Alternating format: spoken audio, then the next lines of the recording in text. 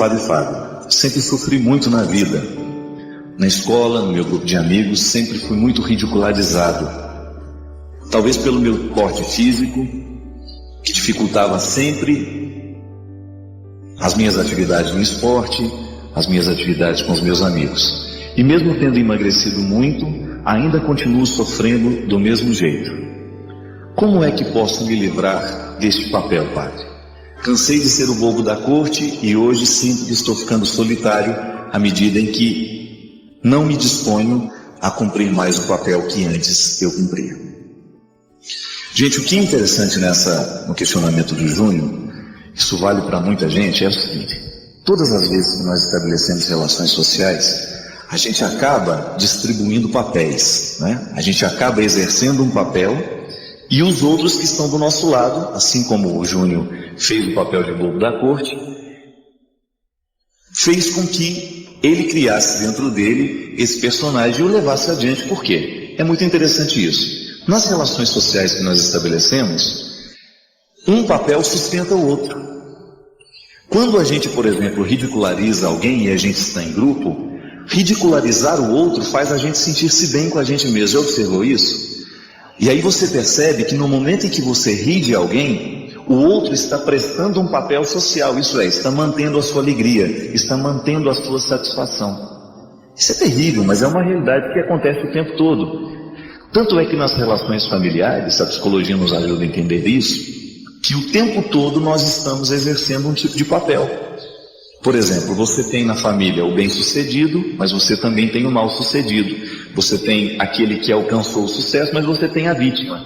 E muitas vezes a vítima é mantida na relação com aquele que é bem-sucedido. Porque, lamentavelmente, as relações humanas sempre passam pela comparação. E sempre aquele que está numa situação favorável acaba desempenhando esse papel social, que pode ser não só dentro da família, mas pode ser também no seu grupo de trabalho, onde quer que ele esteja. É por isso que quando a gente fala de relacionamentos, a gente precisa ter muita consciência e clareza, e por isso a gente precisa aprofundar sempre mais as questões humanas, para a gente começar a identificar duas coisas importantíssimas. Qual é o papel que eu presto nas relações? Como é que as pessoas me interpretam? E depois, como é que eu permito que elas me interpretem? Porque uma coisa é você ser ridicularizado uma vez e você aceitar. Outra coisa é você ser ridicularizado a vida inteira e isso tornar-se importante para você manter o vínculo com as pessoas. E muitas vezes a vítima é mantida assim.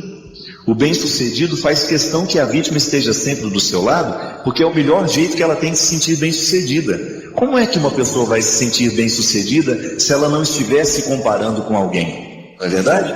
E às vezes essa comparação, ela acontece o tempo todo e a gente não percebe que está acontecendo. Dentro de casa, por exemplo, Júnior, não é só na sua relação com seus familiares, com seus amigos, o tempo todo você também presta um papel social.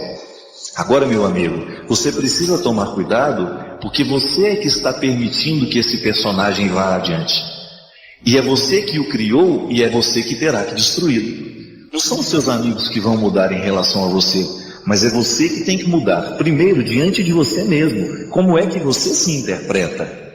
Porque se alguém um dia achou que você era o bobo da corte, que você era o mais gordinho, mais engraçado, mais isso, mais aquilo, hoje você precisa começar a identificar dentro de você que já passou essa época, que você não tem que levar esse fardo adiante. Isso acontece muito dentro das nossas casas, dos nossos grupos, quando você percebe que uma pessoa tornou-se prisioneira daquilo que ela permitiu que os outros fizessem dela. E é pavoroso isso, pavoroso. E nas relações familiares, muitas vezes o nosso irmão fracassado ele é mantido por nós que somos bem-sucedidos. Porque no momento em que nós alimentamos a relação de dependência, então eu cuido dele o tempo todo, eu dou tudo aquilo que ele não tem, eu faço de tudo para que ele se sinta um pouquinho melhor naquele fracasso que ele está vivendo, eu acabo mantendo-o no fracasso. E é por isso, aí a gente entende um pouquinho aquilo que a gente diz, que pai que fica bajulando demais os filhos, dando tudo o que eles querem, protegendo-os da vida. Uma coisa é você educar para a vida e para a coragem, outra coisa é você proteger o filho o tempo todo, impedindo que ele cresça. O que você faz é justamente isso, você cria já um filho fracassado, porque você não o prepara para as dificuldades da vida. Então fica aquela relação de criar dentro do filho um personagem, que é o filho que você queria ter, um filho sempre preso a você, um filho sempre dependente. Não é para isso que a gente tem que educar os filhos da gente.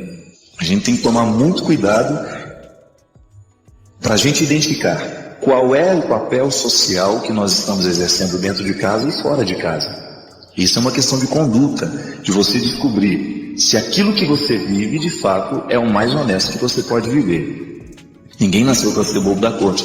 E nós, muito facilmente, elegemos esses bobos da corte, né? Porque a gente precisa deles. A gente precisa ter sempre o ridículo do nosso lado. E aí, a gente tem que tomar um cuidado. Inclusive, gente, dentro do seminário isso é muito comum. O lugar onde a gente é educado, posso dizer, que vivi a vida toda no seminário. A gente corre o risco de ter sempre aquele mais bobinho, que todo mundo faz de mais bobinho, e vai ficando mais bobinho, mais bobinho, mais bobinho. O tempo passa e ele não aprende a não ser outra coisa, senão não ser o mais bobinho.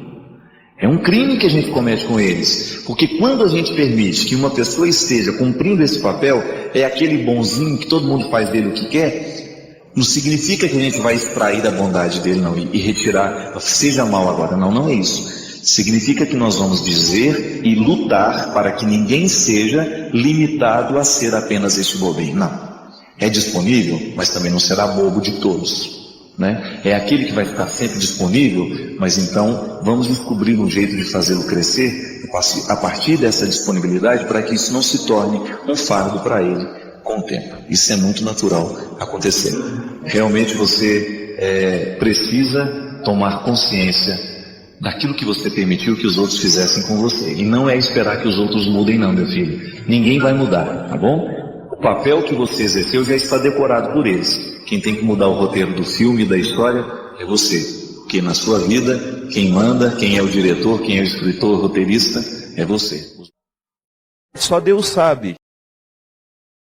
Só Deus sabe o quanto que eu me refaço, o tanto que eu fico mais inteiro através deste programa, através de tudo que Deus já me permitiu viver aqui nesse território, através de vocês que me recebem em casa, e toda quarta-feira me dão a oportunidade de ser padre, de poder partilhar a minha vida, de poder refletir a vida dos outros aqui de uma maneira respeitosa, tornando-a matéria-prima da nossa evangelização. Aí volto à música, o porquê de estar dizendo tudo isso, né? Seja o meu melhor amigo. Isso me comove. E eu acho que esse é o maior desafio que eu vivo como homem e também como padre. Porque eu quero que Jesus seja o meu melhor amigo, sim. Porque eu aprendi que se eu estiver próximo a Ele, ser melhor amigo dele, eu vou respeitar o que Ele me pede, porque a gente trata um melhor amigo assim. Sobretudo quando você sabe que o seu melhor amigo é muito melhor que você. Quando ele tem muito mais lucidez que você. Quando ele tem muito mais história que você. Ele é meu melhor amigo. Eu quero ficar parecido com ele no meu dia a dia, porque eu acredito que a qualidade do meu ministério depende dessa semelhança. Eu quero ter a mesma disponibilidade que ele teve. Eu quero viver parecido com ele na sua capacidade de amar, na sua capacidade de acolher as pessoas. E poder dizer para ele todos os dias, em todos os momentos da minha vida: Senhor, eu estou aqui. E se o Senhor precisar deste pobre homem hoje, age através de mim, age através dele. E seja o meu guardião. Me proteja de todos os males, me proteja de todos os excessos, me proteja de tudo aquilo que pode retirar a minha inteireza, me proteja de todos aqueles que não me amam do jeito certo, me proteja de todos aqueles que de alguma forma querem banalizar quem eu sou e a riqueza do ministério que o Senhor me confiou. Faço essa partilha porque essa alegria que hoje me invade, essa alegria que hoje me convoca, alegria é sempre uma convocação, né? Eu quero repartir com você para que você também sinta-se convocado por ela. Pela alegria que brota de ser amigo de Jesus. Eu sei que às vezes a gente compreende a religião como obrigações, né? Como situações que nos obrigam a fazer isso, a fazer aquilo. Não, esqueça isso. Nós aqui na Canção Nova queremos vivenciar e experimentar isso na nossa vida e depois convencer aqueles que nos assistem, aqueles que nos leem, aqueles que nos escutam, que ser amigo de Jesus não é um fardo, pelo contrário, é um privilégio. E que ter Jesus como melhor amigo é uma garantia de que nós seremos bons amigos dos outros também. Porque toda vez que nós fazemos a experiência de ter Jesus como o melhor amigo nosso, nós ficamos mais atentos à maneira como nós somos amigos dos outros. Eu sei que neste tempo tão marcado pela falta de confiança, pela falta de fidelidade, né? Às vezes eu encontro tanta gente traída, machucada, confiou em alguém, e aquele alguém em quem ela confiava traiu a confiança, não foi fiel, contou aquilo que era tão particular, aquilo que era segredo sagrado, né? Segredo sagrado, bonita a junção das duas palavras, né? Banalizou o sentimento. Eu sei que neste tempo onde nós estamos tão à mercê da violência do outro, não estou falando da violência física, não. Estou falando da violência que invade, que atenta contra aquilo que é sagrado para nós. Tantas pessoas estão hoje sendo violentas contra os valores que nos fazem pessoas. Ter essa mística. Eu sei que as pessoas vão nos trair, mas se a gente for melhor amigo e deixar que Jesus seja o nosso melhor amigo, eu digo agora e quero dizer isso sempre, o meu melhor amigo é Jesus. Porque é Ele que me salva todos os dias, é Ele que me reconcilia, é Ele que me recebe de braços abertos, mesmo estando eu tão ferido, tão machucado, tão pecador. E quero que Ele seja o meu melhor amigo. Como? Eu quero que Ele seja a minha referência o tempo todo. Eu quero que Ele seja o meu caminho, eu quero que Ele seja a minha verdade. Ricardo Sá agora há pouco tuitava e falava sobre isso, do valor da verdade. Como é bom a gente lidar com a verdade, por mais dura que ela seja. E Jesus não trabalha com a minha mentira e nem está disposto a me receber quando eu quero mentir para Ele. Porque com a mentira Ele não pode fazer nada na minha vida. Por isso só me resta ser verdadeiro diante dEle.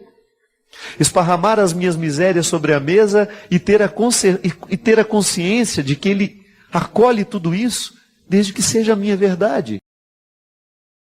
Ser melhor amigo dele e permitir que ele seja o nosso melhor amigo. É a gente estabelecer esse vínculo, minha gente, que não nos deixa ficar paralisados. O crescimento espiritual é isso, é avançar na amizade com Jesus. E porque sou amigo dele, me interesso pela vida dele. Não é obrigação eu ler a Sagrada Escritura. Não é obrigação eu participar da missa todos os domingos. Não é obrigação eu fazer a minha oração diária. Não. É privilégio.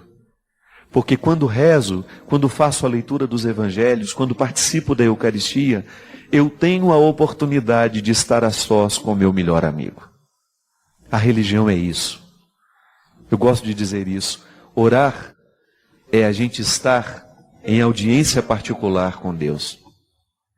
É a gente ser recebido em audiência particular por aquele que tudo sabe de nós. E ali, naquele momento de intimidade, a gente ter a oportunidade de partilhar o nosso coração, de partilhar as nossas dificuldades e de entregar a Ele, na certeza de que Ele não vai banalizar, nem tampouco desconsiderar o que nós entregamos a Ele.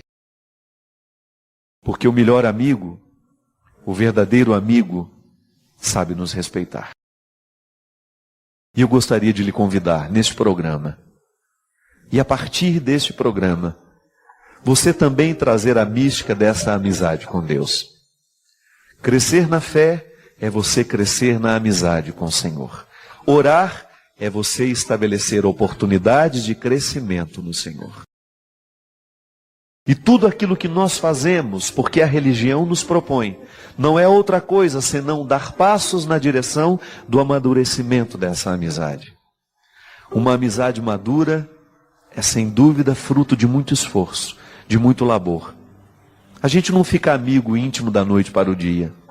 Pode até ter facilitadores, a gente tem muita coisa em comum, mas a confiança é um elemento que se dá aos poucos. E essa confiança que nós precisamos ter em Deus, ela também se dá pelo processo de se aproximar deste Deus e de tentar conhecê-lo, através de tudo aquilo que está à nossa disposição, através de tudo aquilo que a igreja nos entrega como um tesouro de salvação, que nós vamos aos poucos descobrindo. Eu sei que você tem muitas dificuldades na sua vida, eu sei que às vezes a solidão é pesada, eu sei que às vezes você não tem alguém para telefonar ou bater na porta e pedir que lhe ajude. Não perca tempo. Faça da sua experiência com Jesus uma experiência de amizade, para que você tenha nele essa oportunidade de dividir o que você é, o que você sente. Aproxime-se de Deus e faça com que cada vez mais a sua proximidade com Ele gere uma amizade fecunda. Para que você também tenha o direito de cantar essa música, quem sabe todos os dias, ainda que seja um trechinho dela, e implorar e solicitar para que o seu processo de fé saia da esfera da obrigação e entre na esfera do direito, do privilégio.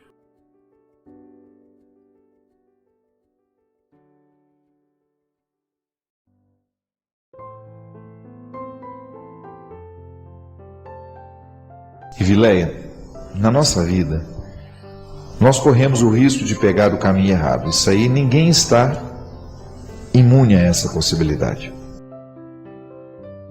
E sem dúvida, quando nós pegamos esse caminho errado, a gente corre o risco de comprometer a nossa felicidade, a nossa realização.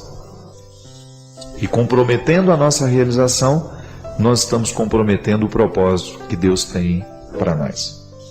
Porque Deus nos dá, Deus só vai nos pedir aquilo que Ele nos deu anteriormente. Então, descobrir o propósito de Deus para a nossa vida é também investigar as nossas aptidões. Porque se Deus me deu os dons e eles estão aqui adormecidos, eu preciso colocá-los em prática para saber aonde eles me levam, até onde os dons podem me levar. Eu espero que nesse tempo tão especial, onde o nosso coração fica aguçado a perceber o que é errado em nós, um olhar ainda mais cirúrgico sobre a realidade humana, de você ser capaz de cortar na carne com o seu olhar, de você identificar o cerne das questões, aquilo que de fato em você hoje poderia ser muito melhor. E estabelecer, fazer dessa amizade, dessa experiência humana, um ensaio para a compreensão da eternidade que nos espera. Viu? Um amigo de verdade faz isso com a gente. Um amigo verdadeiro, em nenhum momento ele fecha os olhos para os nossos defeitos, mas ele não os salienta, a não ser que ele seja invejoso. A não ser que ele esteja passando por um processo de inveja e ele vai fazer questão de te agulhar toda hora. Se não, se é um amigo de verdade, ele vai te recordar aquilo que é sublime. Os defeitos virão, o assunto virá no momento em que a gente precisar crescer. Mas não será a tônica da nossa amizade. A gente se senta à mesa, a gente se reúne, é para a gente se recordar que nós somos sublimes. A gente sai de casa, a gente viaja, às vezes para tomar um lanche na padaria, como muitos de vocês fazem, antes de irem para os eventos. É para a gente se recordar que a gente é sublime. Permita hoje que Deus lhe mostre quem são os seus verdadeiros amigos. Isso é um ato de conversão, viu? É conversão a gente reconhecer quem de fato tem o dom de nos levar a Deus. Mais uma vez, eu gosto dessa frase. O bom amigo é aquele que nos faz amigo de Jesus, é aquele que nos aproxima da verdade, é aquele que nos ajuda a descortinar todos os equívocos que tantas vezes se estabelecem na nossa vida porque somos ignorantes, porque não temos a percepção da realidade, porque não somos capazes de juntar as peças do jogo.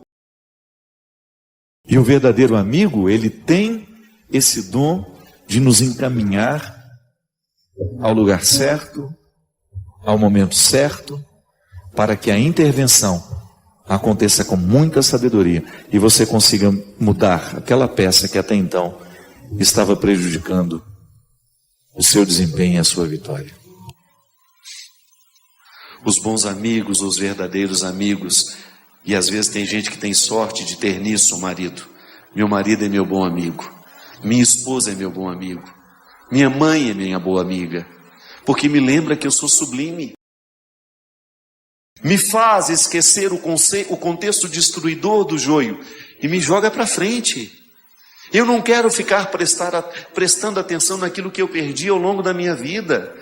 Eu quero arregimentar a minha coragem para eu ter condições de desafiar os joios de hoje. Aquilo que foi semeado em mim, que me é destrutível, eu não quero que seja definitivo. Eu quero me recordar que sou sublime. É minha vocação cristã. É minha vocação cristã. Eu sou sublime. Que são os amigos que me fortalecem, são os amigos que me sustentam, que me dão condições de ser quem eu sou, de fazer o que eu faço, de viver a vida que eu vivo. O amigo é esse enviado de Deus na nossa história, que faz a diferença na palavra que nos diz, no olhar que nos dispensa, na cura que realiza em nós. Jesus fazia isso o tempo todo. Jesus fazia perguntas o tempo todo. Ele questionava porque ele sabia que quando questionava, ele provocava no coração do outro um desejo de encontrar a resposta. E eu acho que o que faz a gente viver com gosto e com sabor, né, de saber, são duas palavras que se parecem, é justamente a gente se propor as perguntas diariamente. A gente não ter medo dessa reflexão. Nós estamos acostumados a pensar na confiança que nós temos no Senhor. Mas e pensar na confiança que Ele tem em mim, que Ele tem em você? Não para nos encher de vaidade, de orgulho, não, mas para recordar-nos a responsabilidade.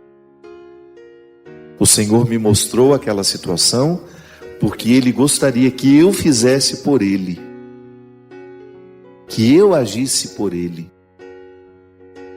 que eu realizasse o gesto que Ele realizaria se Ele pudesse estar historicamente posicionado como eu estou.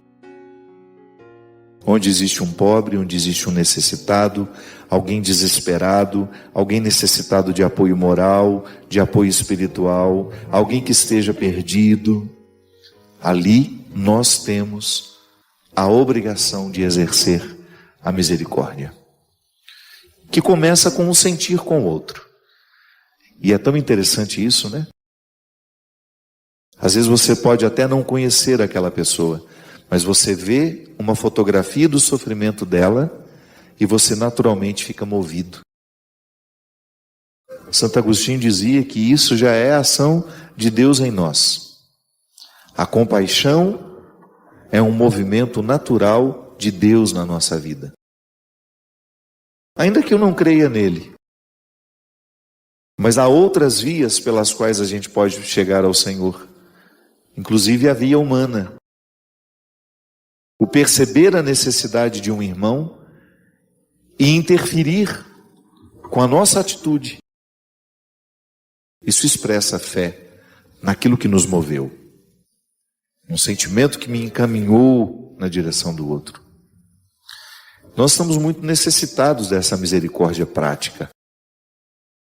Nós estamos muito, mas muito necessitados de uma fé que se traduz em obras, que aconteça, que modifique o nosso jeito de ser, de pensar, que arranque-nos do nosso egoísmo, das nossas facilidades, das nossas comodidades. Às vezes nós temos escolhemos viver dentro de um aconchego, sabe? E a gente não se incomoda com o que está acontecendo ali do lado, a gente não se incomoda com os que estão sofrendo próximos a nós.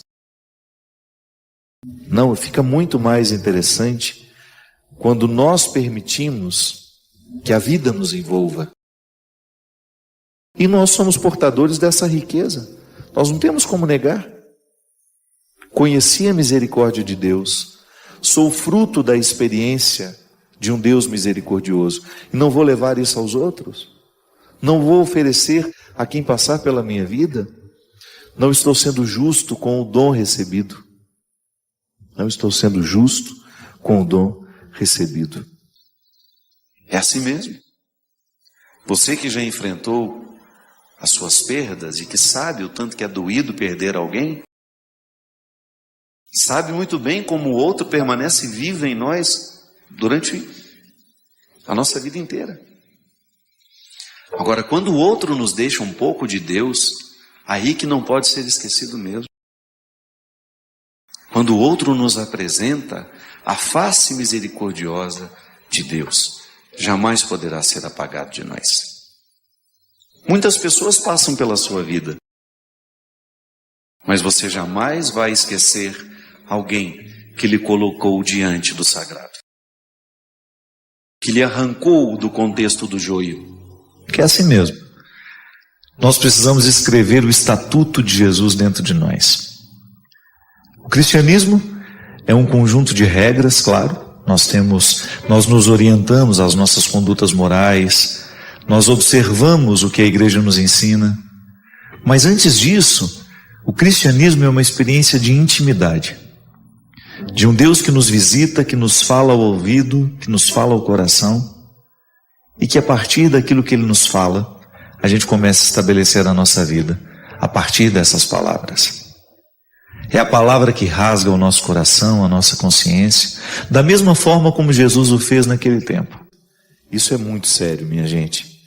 Essa identificação de Jesus com aquele que sofre, com aquele que necessita, com aquele que padece, coloca-nos uma responsabilidade tão grande. A experiência que nós fazemos da misericórdia de Deus, ela deve provocar-nos para levar essa experiência, para viver essa experiência recebida, mas numa outra dimensão, que é a do oferecimento. Então, eu recebo a misericórdia e depois ofereço. Ofereço àqueles que passarem pela minha vida. É por isso que o Evangelho será sempre uma instância de conversão, de mudança. Porque eu muitas vezes posso ter hoje, nessa fase da minha vida, comportamentos que não são cristãos, atitudes que não são cristãs, pensamentos não cristãos. Por quê? Porque estou marcado por uma situação de limite lá do meu passado, que me impede hoje de ser livre para poder praticar o Evangelho. E aí a gente vai depositando essa palavra aos poucos em nós, né? Como se fosse uma água que a gente vai regando diariamente, uma semente para que ela cresça. Sempre que nós temos o contato com a palavra de Jesus, nós estamos julgando uma água, nós estamos regando a semente do cristianismo que há em nós. Por isso que nós não podemos viver um cristianismo sem a Sagrada Escritura.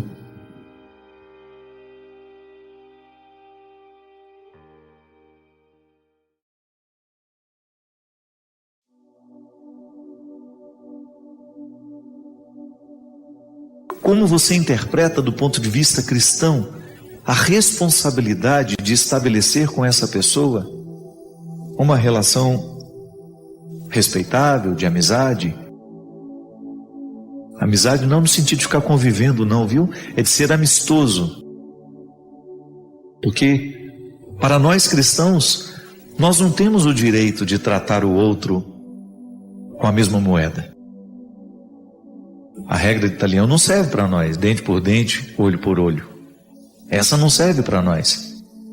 Podemos ficar magoadinhos porque o outro nos disse coisas mentirosas, então tá bom, é só você colocar esse filtro, o que ele disse sobre mim não corresponde à verdade.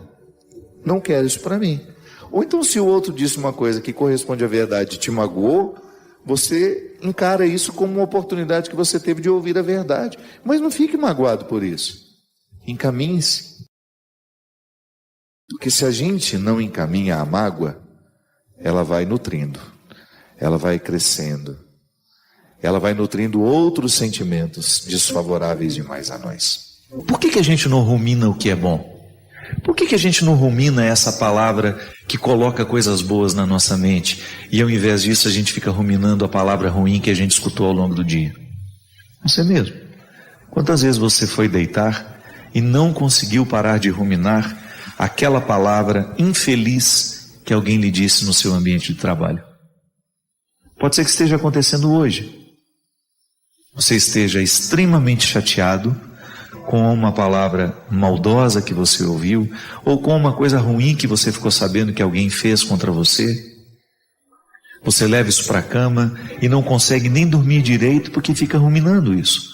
Aquela palavra maldita vai e volta, e não sai, provocando uma doença mental em nós, porque toda vez que nós estamos preocupados, que a gente não consegue dormir, porque o ódio está nos habitando, nós estamos adoecendo a nossa mente. Que é preciso curar o pensamento para que depois você tenha modificado o sentimento. Sim, o perdão é uma decisão racional. Você precisa elencar para você quais são os benefícios disso que você está fazendo. Porque antes de atingir o outro, o perdão é um benefício que você se aplica. É um direito que você exerce de fazer uma faxina na sua mente, no seu coração, para colocar aquela pessoa no lugar certo. Se amais somente aquele que vos amam, que valor tem nisso?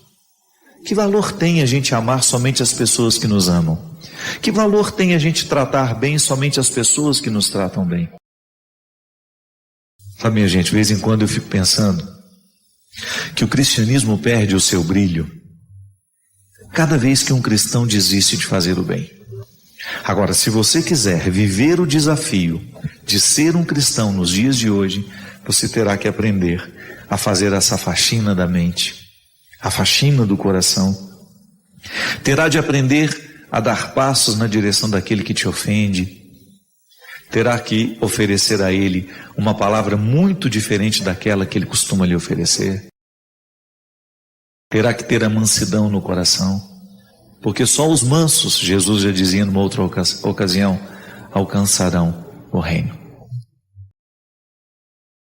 E a experiência com esse Deus misericordioso vai lhe fecundar cada vez mais, para que você tenha condições de experimentar esse amor de Deus e levá-lo a tantas outras pessoas que estão necessitadas dele.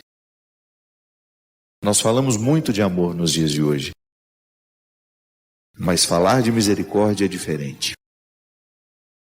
Falar de misericórdia é falar do comprometimento, de um amor que opera, que transforma, que realiza, que não é teórico. De um amor que entra na nossa história, que entra na nossa vida, que provoca atitudes, que cura feridas, que lava mágoas, que proporciona a reconciliação. Até os pecadores amam aqueles que os amam. E aí que vantagem tem? Pecadores nós somos, né? Vamos mudar um pouquinho aqui essa palavra. Até os ateus fazem isso. Eles não estão comprometidos com essa palavra. Eu e você estamos. A não ser que você não queira ser cristão mais. Aí você tem o direito de fechar essa Bíblia e nunca mais tocar no assunto. O que nos falta para a gente ter coragem de perdoar? Quais são os caminhos que nós precisamos dar na direção desse perdão efetivo? Começar a pensar os motivos da mágoa e identificar que eles são muito inconsistentes. Às vezes eles não têm nenhum sustento. Eles são bobos, eles são mentirosos, mas a gente resolveu guardar como se eles tivessem fundamentos. Não tem. E se tem algum fundamento, aí você começa a ter uma capacidade de reconhecer que aquilo que ele lhe disse não foi tão mentiroso assim. E que se tinha alguma correspondência a alguma verdade, encare como uma correção. Eu faço questão de colocar esse trecho do Evangelho de Lucas, por ser ele um estatuto bastante difícil de ser compreendido. Porque pode parecer um prejuízo, pode parecer que nós estejamos abrindo mão do bom senso, pode ser que a gente esteja ficando bobo ao fazer isso, mas não. Na verdade, esse avesso, ele nos proporciona uma maturidade espiritual, uma maturidade afetiva, que vai nos beneficiar demais depois que ela for alcançada. Porque você vai esperar menos do outro. As nossas decepções, elas acontecem, não é porque o outro nos ofereceu muito pouco, é porque nós esperamos muito dele. Os nossos erros são aí, muitas vezes estão aí. O outro ofereceu aquilo que ele podia, mas nós esperávamos tanto, tanto, tanto. Projetamos tanto, imaginamos tanto o outro, que quando ele foi ele de verdade, não nos bastou. É tão interessante quando nós descobrimos que ter autoridade sobre si é uma forma muito, mas muito interessante de transformar o mundo. Lidere-se, tenha autoridade sobre os seus sentimentos, expulse do seu coração as mágoas que não lhe edificam e faça crescer os sentimentos nobres. Você vai ver que vai ficar muito mais natural amar e ser amado. Se dentro das nossas cidades, na nossa rua, no nosso bairro, se a gente conseguisse viver essa proposta, essa regra de ouro, que até mesmo os ateus podem observar, qual é o mérito de amar quem nos ama? Você que está aí acostumado a lidar com quem você ama e com quem ama você, isso a gente já sabe. A gente precisa aprender agora a lidar com quem não nos ama. A gente precisa colocar uma semente de cristianismo entre nós que não nos amamos. Lidar com os que a gente ama, a gente já aprendeu um pouco. É claro que a gente ainda esbarra em dificuldades, porque também não é fácil lidar com quem a gente ama. A gente precisa encontrar o ponto de equilíbrio entre o não e o sim, o tanto que a gente permite, o tanto que a gente nega, o tanto que a gente cuida, o tanto que a gente precisa deixar um pouco descuidado para ver se o outro acorda.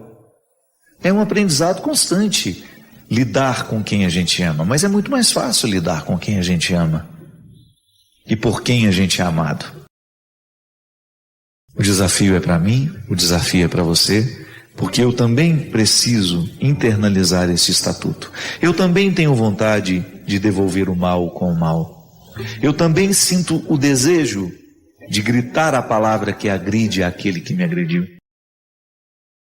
Mas se nós quisermos observar a palavra de Jesus, nós teremos de quebrar o poder deste ódio dentro de nós.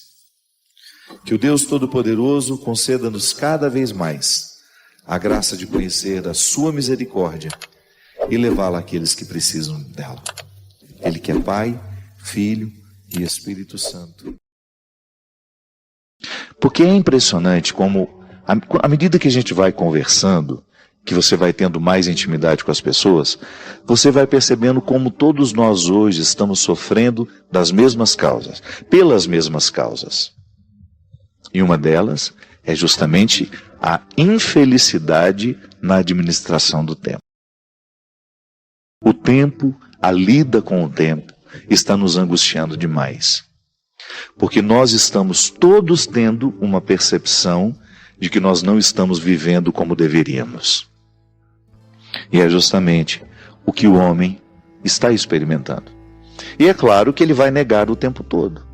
Boa parte da conversa, a menina vai desmentindo tudo aquilo que para ele é uma verdade que ele construiu para proteger-se do enfrentamento que ele precisava viver.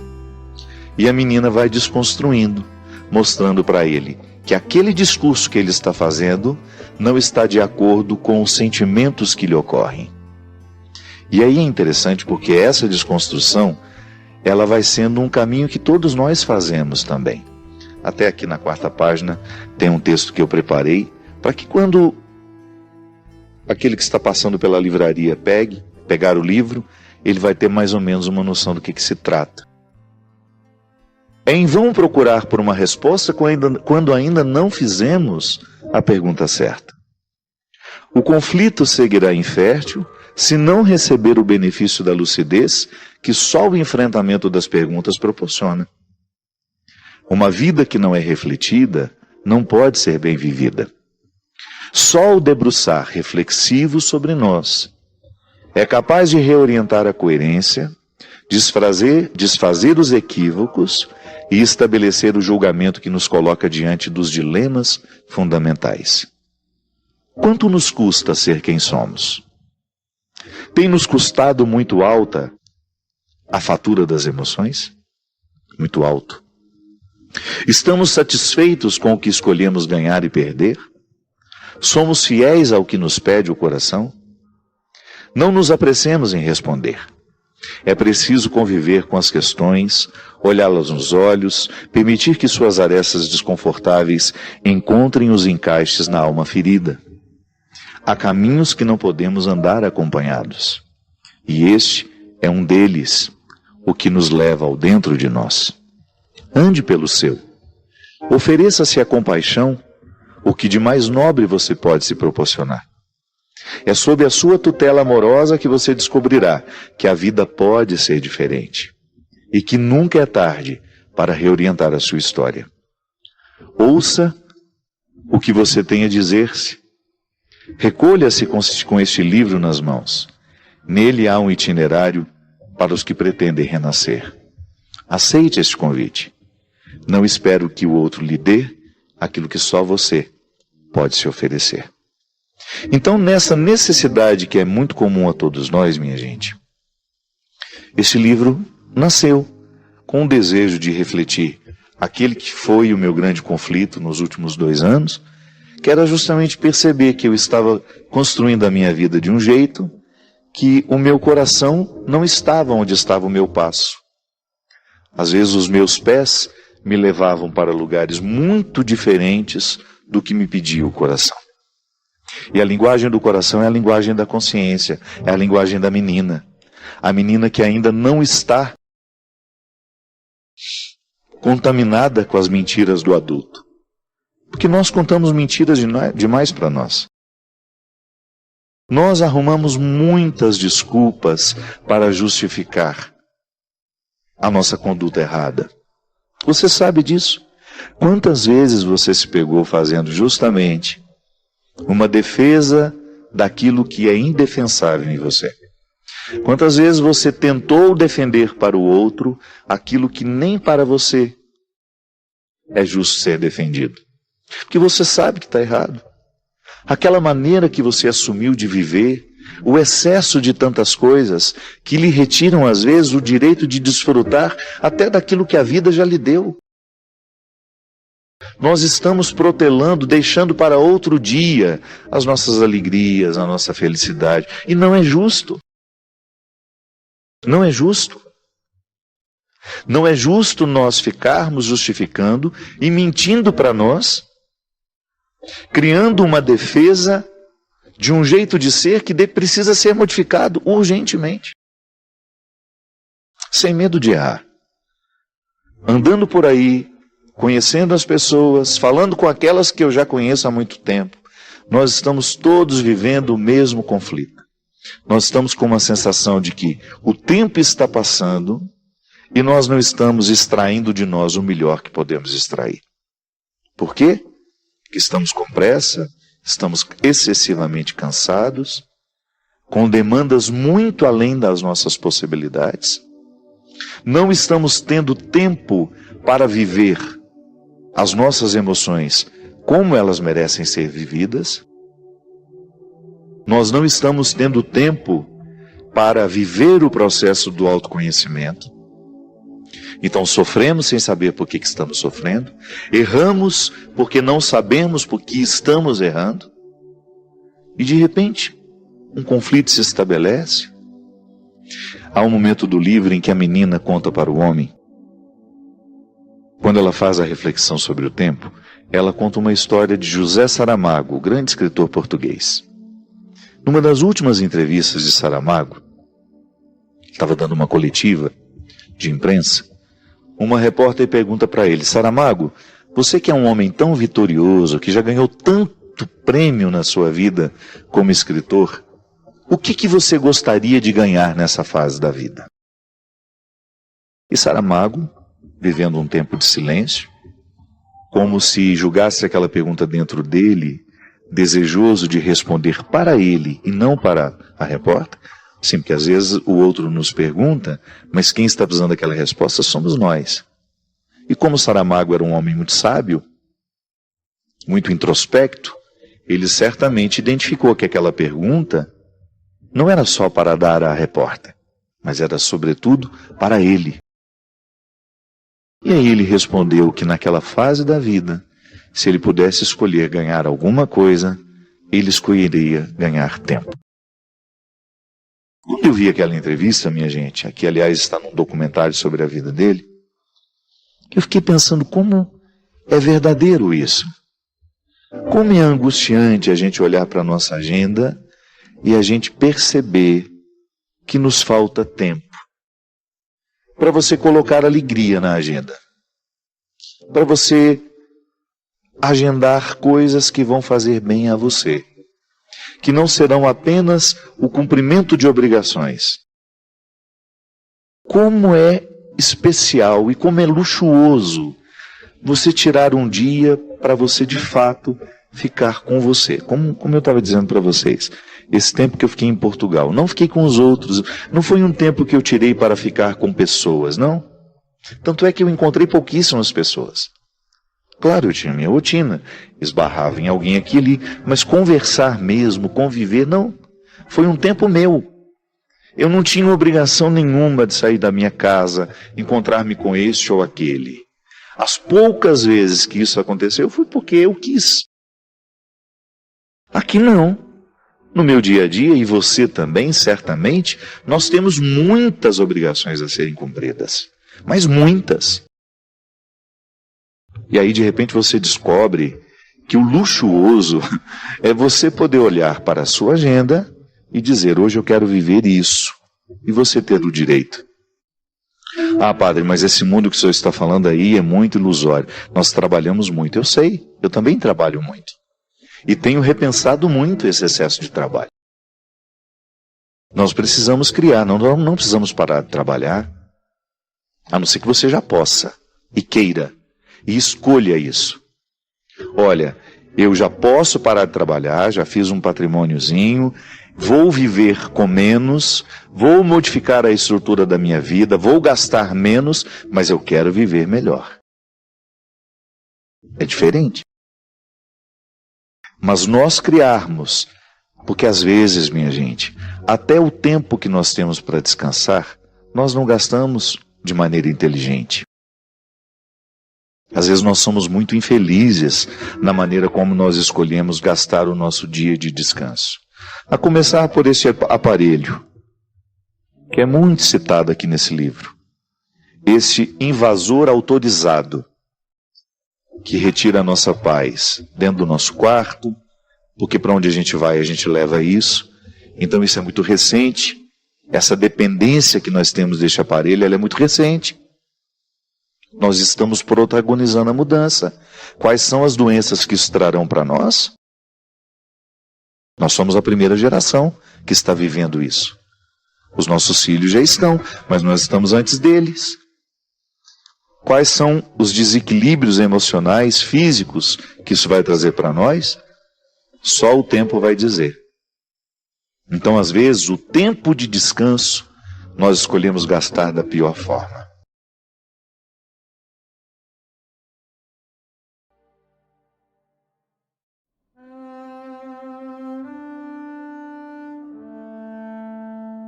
Essa semana até um amigo meu estava me contando que estava muito chateado, que ele percebeu que uma ajudante dele estava roubando.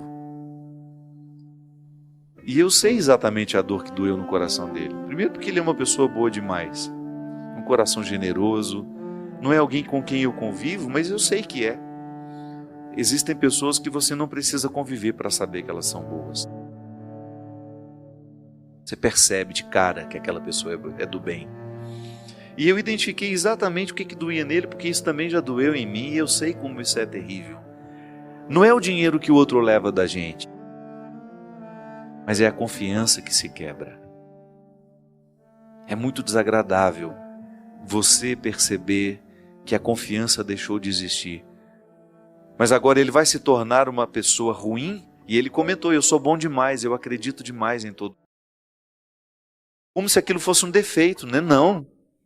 O defeito é de quem rouba, não é da gente que confia, não. A gente vai continuar confiando. Claro que você vai ficando um pouco mais esperto e você vai confiando da maneira certa, né? Não fechando os olhos para tudo aquilo que você também deveria saber. Mas é assim que a gente vai, muitas vezes, endurecendo o nosso coração. Quando você, percebendo que o mundo não tem sido generoso com você, você deixa de ser generoso com o mundo. Aí você vive o processo de recessão que o país está vivendo. Que a pessoa tem dinheiro, mas tem medo de gastar. E porque eu tenho medo de gastar, eu deixo de comprar. O comerciante deixa de vender. Aí o comerciante não pode empregar todas as pessoas que ele tem na loja dele, ele começa a mandar embora. É assim que a crise vai se alastrando. É isso que chama-se recessão na economia. É quando a gente começa a segurar o que a gente tem, porque a gente tem medo de gastar, porque a gente está inseguro com o futuro. Aí uma coisa vai desencadeando outra. Quebrar as hipocrisias é a gente mergulhar no coração dessas coisas, dessas realidades que nos tornam tantas vezes absolutamente infelizes porque não estamos sendo quem a gente deveria ser.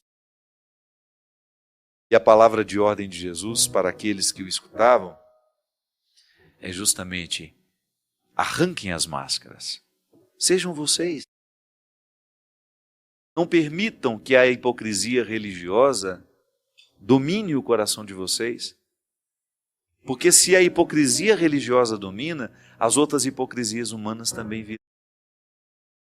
No Evangelho de Mateus, capítulo 23, versículo, a partir do versículo 13º, ele começa a fazer os 7 ais dirigidos aos fariseus e aos escribas, que são pessoas importantes dentro do contexto religioso de Jesus. Ai de vós, escribas e fariseus hipócritas, pagais o dízimo da hortelã, da erva doce, do cominho, e deixais de lado os ensinamentos mais importantes da lei, como o direito, a misericórdia, a fidelidade. Isso é que deverias praticar, sem contudo deixar aquilo, guias cegos. Filtrais o mosquito, mas engolis o camelo. Olha que palavra dura, né? Uma palavra para acordar. Verdade, minha gente. Quantas vezes nós ficamos presos à antessala da lei e a gente não é capaz de chegar ao coração dela? A gente faz só a primeira parte do dever de casa, por causa de preguiça. Eu me lembro quando eu era menino, eu tinha uma mania de parar na segunda questão do dever de casa e falava assim: agora eu vou brincar, depois eu termino. Não terminava nunca. Outro dia ia apavorado, com a cara de tacho, sem saber dizer para a professora que não tinha feito o dever todo. No cristianismo, às vezes, nós somos assim. A gente fica parado aqui. Nós pagamos o dízimo da hortelã, da erva doce, do cominho. Isso aqui na época tinha um significado, para nós já tem outro. Mas a gente deixa de lado os ensinamentos mais importantes da lei, como o direito, a misericórdia, a fidelidade. A gente começa a buscar uma religião sem espírito, práticas cegas, como se isso nos salvasse, como se esses gestos pagãos pudessem nos salvar. Porque se o gesto pagão tivesse o poder de nos salvar, para que viver a conversão? Que é justamente expulsar o processo do paganismo em nós e trazer significados santos a tudo aquilo que nós fazemos. Eu administrar as minhas hipocrisias, eu no meu dia a dia buscar os recursos espirituais para que eu tenha condições de ser mais verdadeiro, de ser mais inteiro, ir diminuindo o processo do pecado na minha vida. Ah, padre, mas não é tudo que a gente consegue, eu sei, é processual. Pode ser que chegue um momento da sua vida em que você seja tão livre, tão livre, tão livre, que você não vai ter necessidade de nenhum contexto mais de simulação e de falseamento. E aí a gente vai ficar insuportável ao convívio, né? Vamos lá? Não, obrigado. Por quê? Porque eu não quero. Não vou perder meu tempo com isso mais. Descobri que a vida é muito curta para eu ficar perdendo tempo com compromissos que eu sei que não quero, não fazem parte das minhas escolhas. Essa vida social intensa que nós temos, né? Como dizia a Aziza na semana passada no programa, né? Me dá o seu celular, o número do seu celular. Eu falei, não, meu celular é para contatos pessoais. A pessoa leva aquele susto. Estabelecer os limites da gente, sabe, do nosso território. Isso é muito saudável. A gente vai alcançando uma liberdade interior que depois vai provocando em nós um desapego. É impressionante. Às vezes nós falamos de desapego material, né? O desapego material é apenas uma consequência do desapego espiritual. Só a espiritualidade nos ajuda a viver. Retirar uma roupa de um guarda-roupa que está sobrando e doar requer um movimento anterior, que é retirar os entulhos que nós temos dentro de nós. Sabe qual é o entulho? A gente achar que aquelas roupas nos protegem, que elas nos fazem melhor, mais bonito, mais isso, mais aquilo. A gente não ter coragem de perder, de abrir mão, são os entulhos. Aquela pessoa que quer ser eternamente famosa, eternamente reconhecida, a custo da própria vida, da própria saúde. Não tem coragem de estabelecer não. Não tem coragem de estabelecer limites a realidades que estão sendo absolutamente fragilizadoras. Por quê? Porque quer ficar assim. Na vida profissional acontece muito isso. Quantas pessoas você vê perdendo a própria vida para manter aquele cargo, para ser eternamente o chefe, para ser eternamente o respeitado? Faltou um desapego interior de pensar. Perdeu aqui, a gente ganhou em outro lugar. A gente só não pode perder quem a gente é. O resto, tudo pode ser perdido que a gente trabalha e constrói de novo. Agora, se a gente perde quem a gente é, esse prejuízo é irremediável. E às vezes, o contexto das nossas hipocrisias escondem as situações em que a gente está se perdendo de nós mesmos. É aquela eterna mentira, que a gente não tem coragem de dizer a nós o que nós precisamos ouvir em relação à nossa vida pessoal, em relação às nossas escolhas. A gente vai dando eternas justificativas, infundadas, mentirosas, mas que naquele momento parece confortável, alivia a gente do enfrentamento que a gente precisa viver. Ter coragem de olhar para esse evangelho aqui, minha gente, não é fácil não. Ai de vós, escribas e fariseus hipócritas, limpais o corpo e o prato por fora. Limpais o copo e o prato por fora, mas por dentro estáis cheios de roubo e cobiça. Fariseu cego, limpa primeiro o copo por dentro, que também por fora ficará limpo. É por dentro que nos adoece. A sujeira que nos mata não é a que está de fora do copo, é aquela que vai contaminar o. Por isso que às vezes nós somos tão puristas, né? Nós queremos limpar. Já viu pessoa que tem mania de limpeza? Não estou dizendo que é todo mundo não, viu? Senão você vai querer mandar sua mãe já para o psiquiatra. Geralmente, essa necessidade excessiva, doentia, de limpar os ambientes, de lavar sempre as mãos, estão associadas a situações que nós não conseguimos limpar dentro de nós. Muitas vezes ligadas a abusos sexuais que aquela criança sofreu. Pedofilia na infância, claro, se é pedofilia, é na infância. Pedofilia que aquele adulto traz dentro de si. São situações que ele fica tentando limpar por fora, mas na verdade a sujeira que incomoda é aqui dentro, é na mente, é na alma. A gente é complexo demais. Por isso Jesus fala com tanta perspicácia. Por isso que ele é tão cirúrgico na sua palavra. Gente, é impressionante como nós fazemos isso mesmo. A gente limpa o copo por fora. A gente trava uma luta tão desonesta. Por quê? Porque nós ficamos querendo curar em nós por lados ou por situações que não terão acesso ao que de fato nos adoece. São aqueles falsos conflitos, né? A pessoa precisa tomar uma decisão na vida, mas ela não entra pela porta certa para que ela tenha condições de acessar o cômodo que de fato precisa da reforma. Ou então você chegar à parte do alicerce onde existe a trinca, que está fragilizando a estrutura da casa inteira. Não, a gente fica ali, rodeando o topo, administrando um falso conflito. Tantas pessoas eu encontro que chegam a ficar cansado de escutar a mesma coisa o tempo todo. Pessoas que estão lamentando 2, 3 anos uma mesma dependência afetiva e não tem coragem de cutucar a ferida do jeito certo. Não tem coragem de entrar pela porta da frente, de quebrar as suas hipocrisias, as mentiras que conta para si mesma. Não adianta, minha gente. Se a gente não quebra a couraça das hipocrisias, das mentiras que nos alimentam, nós nunca chegaremos à verdade que nos salvará. Se a gente insiste em manter essas aparências mentirosas, alimentando falsos conflitos, dando respostas a nós mesmos que já não nos respondem há anos, só para tentar nos justificar diante dos outros ou para ficar parecendo mais bonitinho, mais inteligente, mais equilibrado, quando na verdade lá dentro nós estamos num poço de necessidade, de conflito. Tudo isso porque a gente não tem coragem de olhar de frente o fantasma que nos assombra.